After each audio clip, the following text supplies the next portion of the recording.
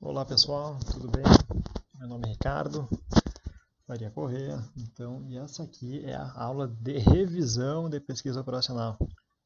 Então, por ser uma revisão, isso aqui foram dados nas 2 primeiras semanas, há 6 meses atrás, e tá lá no AVA, então, os slides dessa parte. Mas, então, a pedidos aí, eu vou fazer uma breve revisão, passando os slides aqui, algumas partes vão ser rápidas, e as mais importantes aí, no intuito de revisar e de ajudar a fazer a lista, vão ser mais passo a passo, devagarzinho. Então, pessoal, essa área aqui, a pesquisa operacional, é uma das 10 áreas da pesquisa da engenharia de produção, que é a pesquisa operacional. E ela é subdividida em 7 sub-áreas. E a gente vai ver aqui modelagem e otimização. Então, pessoal, aqui está chovendo. Eu vou passar um pouco rápido aqui e a gente vai direto ao ponto ali. Importante dizer que otimização, quando a gente fala em otimização, garante que a solução ótima será encontrada. O que é a solução ótima? É a melhor solução. Então lembrem lá das aulas de cálculo. Existe o ótimo global e o ótimo local. Então a gente vai estar sempre procurando um dos dois. Então a melhor solução. O que existe como uma heurística? Heurística nada mais é do que tentativa e erro. Então existem regras ali para fazer uma tentativa e erro. E eu vou encontrar uma solução que provavelmente vai ser melhor, mas nem sempre é. Talvez exista alguma outra melhor e a gente desconhece. Nessa disciplina a gente vai ver sobre otimização, como fazer. Então vamos para um exemplo. Então digamos que a gente tem uma fábrica de rádios que possuam 2 linhas, standard e luxo. Então com relação aos rádios standard, temos as seguintes informações. A linha de produção comporta um máximo de 24 pessoas. Então é um limite da capacidade de pessoas dessa linha. Cada rádio consome um homem por dia para ser produzido. Então é necessário que uma pessoa esteja ali para produzir um rádio do tipo standard. Só produz um rádio por dia. Cada rádio fornece um lucro de R$30. A gente tem ainda o rádio luxo. Nessa linha de produção comporta até 32 pessoas. E são necessários 2 homens por dia para produzir um rádio. E cada rádio fornece um lucro de R$40. Então, até 40 empregados podem ser alocados nas 2 linhas de produção, ou seja, no total, a fábrica pode ter até 40 empregados. Então, percebam que se a gente tiver 40, a gente vai ter alguma das linhas sublocadas, né? Então, vão ter quantidades a menos do que a capacidade de cada linha, porque o limite da fábrica é 40. O objetivo do dono da fábrica é maximizar o lucro. E a pergunta que fica é: quantos rádios standard e luxo devem ser produzidos por dia? Então, o que eu quero saber é isso. Quanto que eu coloco de cada rádio para produzir para atingir o objetivo do lucro máximo diário? Percebam aí que eu tenho que respeitar algumas questões, né? Então, quanto que cada rádio consome por dia e o quanto de pessoas eu posso ter em cada linha. Como é que a gente resolve isso pelo meio da pesquisa operacional?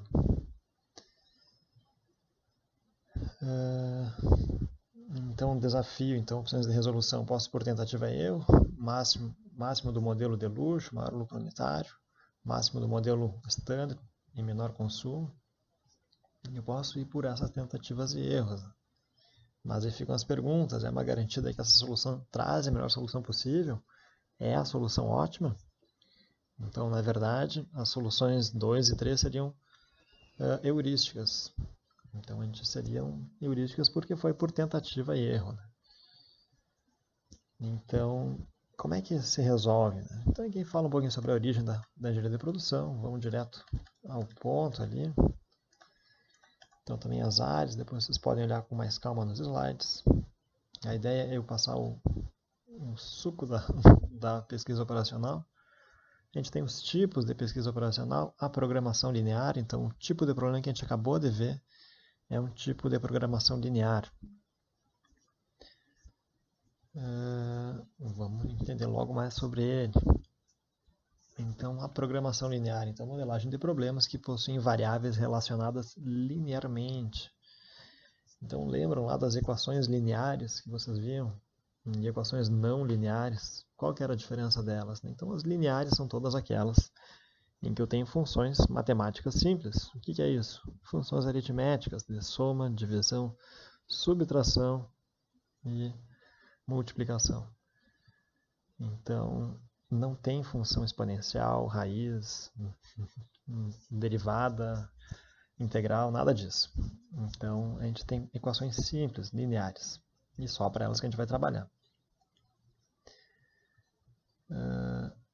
Então, o que é, falando sobre programação linear? Trata-se de modelo programa de otimização, visa encontrar a melhor solução possível viável, e as variáveis apresentam um comportamento linear, tanto em relação às restrições quanto à função objetivo. Então, tudo comportamento linear, nada exponencial.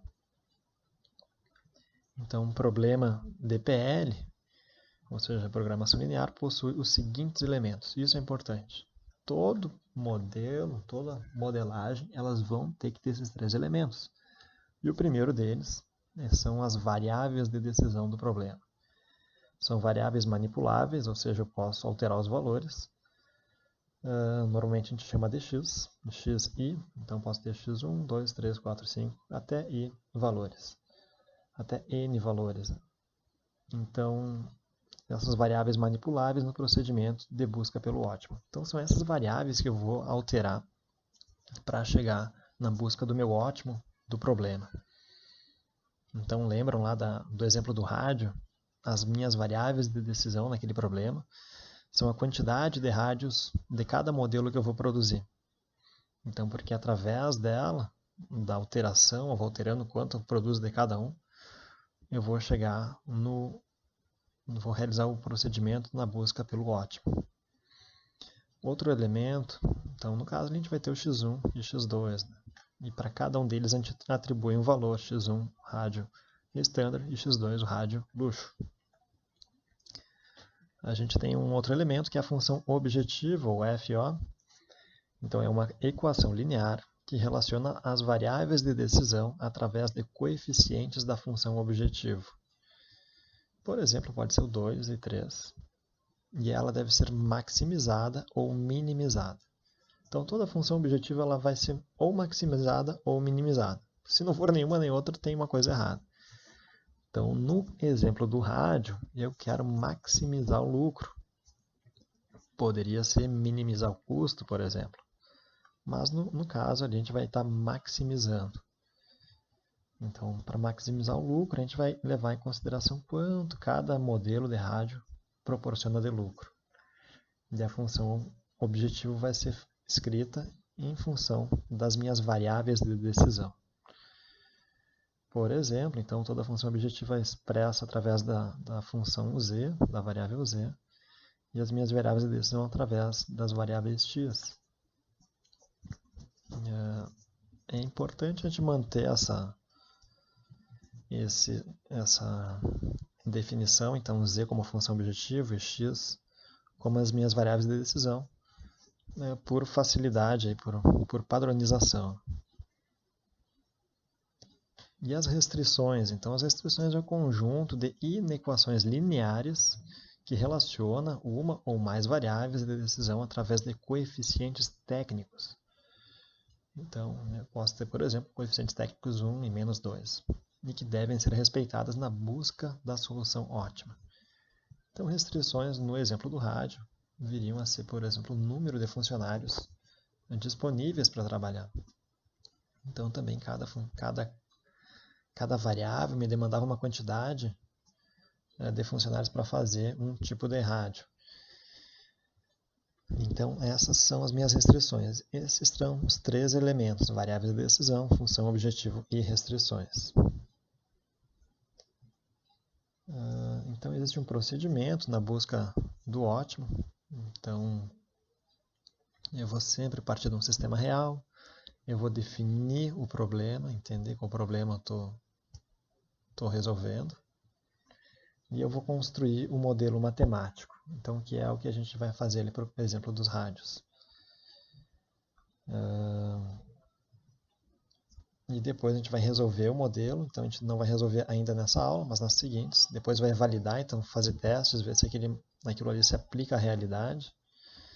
Então se os resultados fazem sentido, os resultados matemáticos, se não eu vou lá e reviso a matemática. É comum às vezes a gente se passar, colocar alguma, não modelar direito e ter que incluir mais uma variável, incluir mais uma restrição, e a gente vai ter que resolver de novo e ver os valores.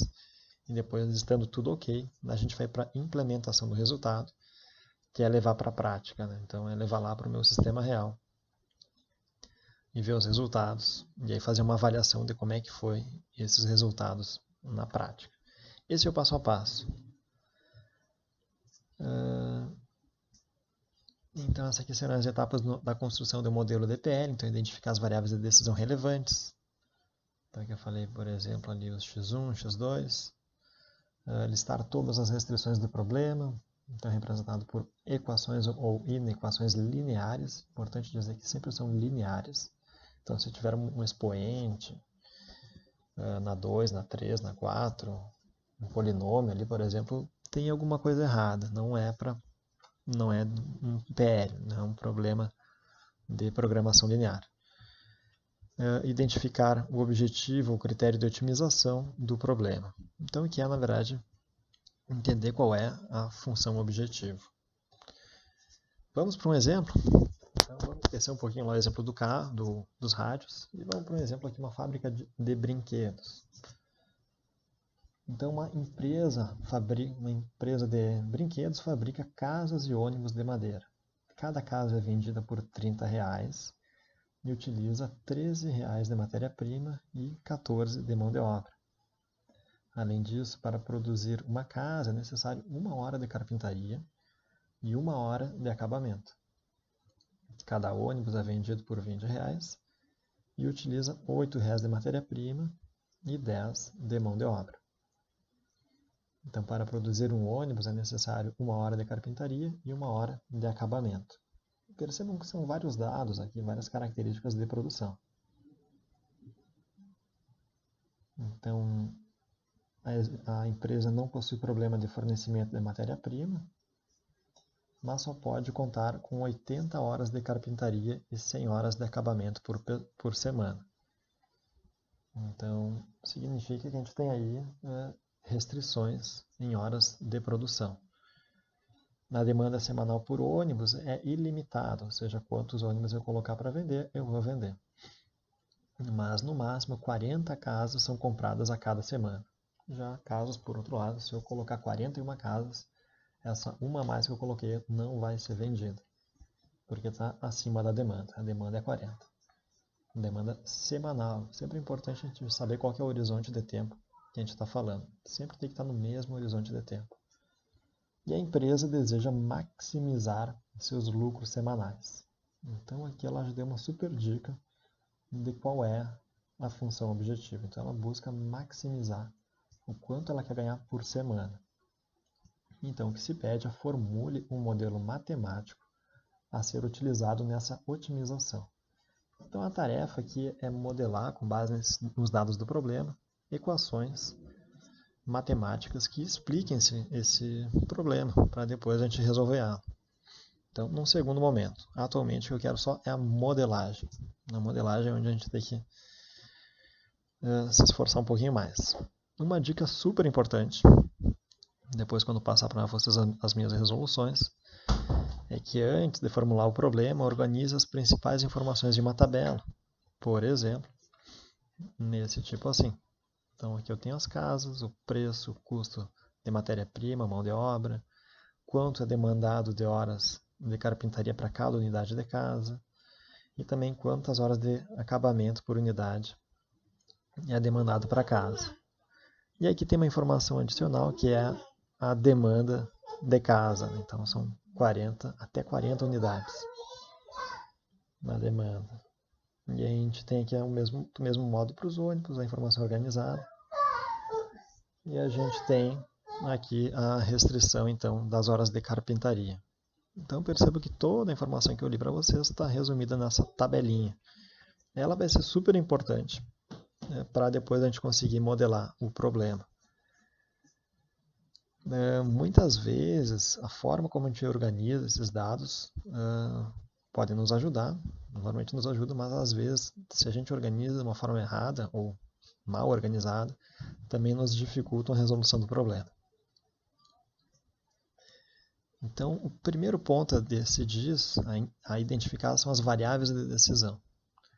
Então, o primeiro passo na formulação de um problema DPL é a definição das variáveis de decisão relevantes. Então, estas variáveis devem descrever completamente as decisões a serem tomadas. E elas respondem à pergunta sobre o que devemos decidir, qual é a decisão, o que a gente pode decidir nesse caso. Né? Então, no caso, que a gente pode decidir o número de casas produzidas a cada semana e também o número de ônibus produzidos a cada semana. Então, o meu x1 é o número de casas que eu vou produzir e a minha variável x2 é o número de ônibus que eu vou produzir a cada semana. Isso é o que está na minha decisão. Isso é o que eu devo decidir. Então, são as minhas variáveis de decisão, x1 e x2. Qual a minha função objetivo? Então, em qualquer problema DPL, o analista deve sempre vai desejar maximizar, por exemplo, o lucro, ou minimizar, por exemplo, o custo, alguma função das variáveis de decisão. Então, a função a ser maximizada ou minimizada é a função objetivo, e a fábrica, no caso, ela deseja maximizar os lucros. Então, já foi dito, né? E o que vem a ser o lucro, ou o ganho semanal? Então, é o ganho semanal da venda das casas, mais o ganho semanal da venda dos ônibus.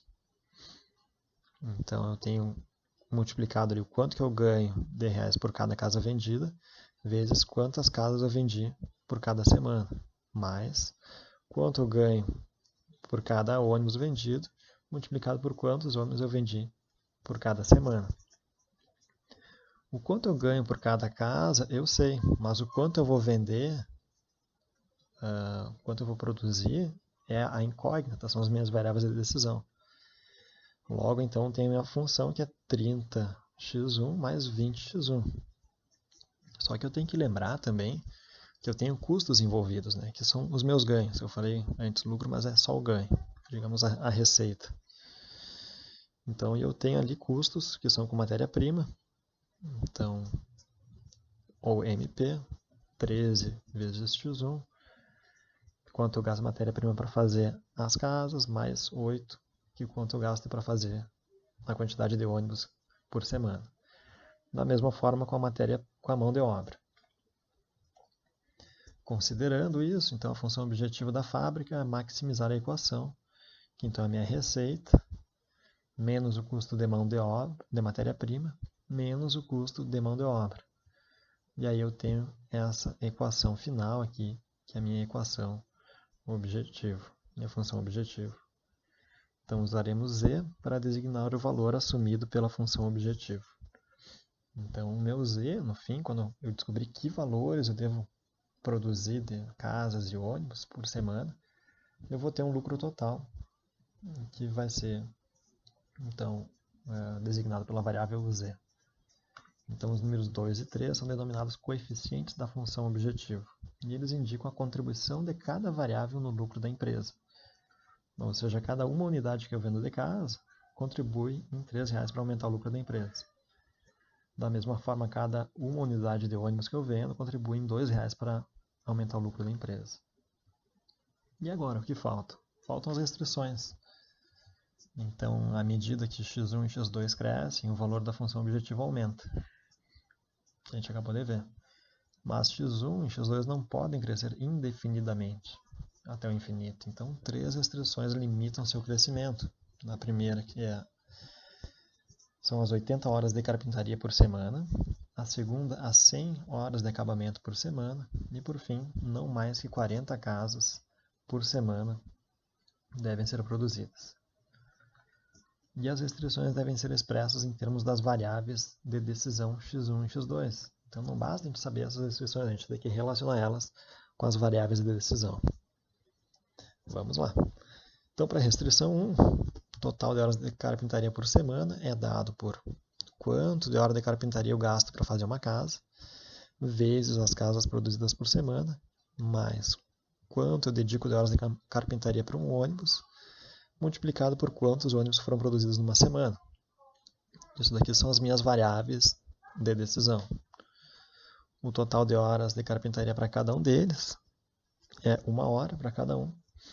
Então, a gente tem aqui que o total de horas na semana é dada por x1 mais x2, ou seja, o tanto de casas que eu produzi, cada uma delas consome 1 hora, mais o tanto de ônibus que eu vou produzir, cada um consome 1 hora, vai me dar o total de horas utilizadas na carpintaria por semana. E esse total, então x1 mais x2, tem que ser menor ou igual a 80. Então, todos os termos de uma restrição devem ter a mesma unidade de medida. Então, isso é super importante. Então, quem lembra da aula presencial, eu falei para vocês sempre utilizem unidades. Reparem que aqui estão as unidades de medida. Então, isso evita da gente cometer algum erro. Então, aqui, se vocês forem fazer a verificação, vão ver que a gente vai estar falando em horas no final de carpintaria. Então, e os valores 1 e 1 na restrição são denominados coeficientes técnicos. Vamos lá para a segunda restrição, o raciocínio é semelhante.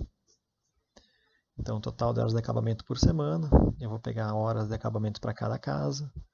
No caso, são 2 horas, me demanda cada casa para ser produzida, multiplicado pela quantidade de casas produzidas por semana, que é o meu x1, mais a quantidade de horas de acabamento por ônibus, que é 1, multiplicado por quantos ônibus eu produzi na semana, que é o meu x2.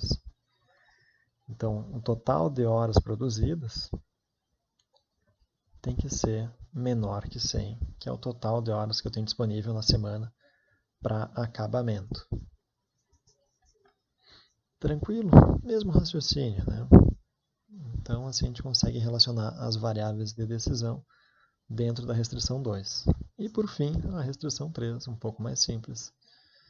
Na restrição é definida pela limitação do número de casas produzidas por semana devido à limitação da demanda. Então, até 40 casas devem ser produzidas. Né? Então, x1 tem que ser menor ou igual a 40. E, por fim, a gente tem a restrição decinal. Embora simples, ela sempre tem que se fazer presente. Então, identificam os tipos de valores que as variáveis podem assumir. Então, podem ter 3 tipos. Então, restrições maior que zero, menor que zero ou irrestrita, sem restrição. E combinando então, a função objetiva e as restrições, chega-se à formulação matemática do problema da fabricação de brinquedos. Então, essa daqui é a formulação matemática que a gente tem aí para esse problema. É isso que eu vou demandar de vocês na lista 1. Então, como é que se lê isso? Minha função objetiva deseja maximizar Z, sendo que Z representa o meu lucro da semana. E é composto pelas variáveis x1 e x2, sendo que x1 é quanto eu vou produzir de casas, x2 é o quanto eu vou produzir de ônibus por semana. 3 e 2 é o lucro que cada unidade dessas vendas me proporciona. E essa função objetiva está sujeita às restrições, então restrição de horas de carpintaria, a restrição de horas de acabamento e a restrição da demanda. Então, que não deve ser superior a 40. E, por fim, a minha produção ela tem que ser maior ou igual a zero. Então, eu não posso produzir casas negativas, né? Não faria o menor sentido. Então, eu posso até não fazer casas, por exemplo, e só fazer ônibus. Mas eu tenho que fazer um valor positivo. Por isso, a restrição de não negatividade. Como eu falei antes, eu vou repetir, embora simples, ela sempre tem que se fazer presente. Então, de novo, isso aqui é o que eu vou demandar de vocês, essa modelagem matemática na lista 1.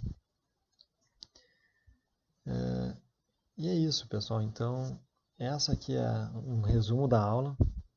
Eu comecei falando sobre os rádios, né? Então, aqui está o exemplo dos rádios de novo. Aí depois, na sequência, tem a resolução. Então, essa é a formulação matemática deles. Eu não vou comentar sobre ela, só para não ficar muito longo o vídeo. Quem quiser ver os slides, está à disposição. E é isso, espero que tenha esclarecido para vocês, tenha conseguido resumir essas 2 semanas que tivemos aí lá em março.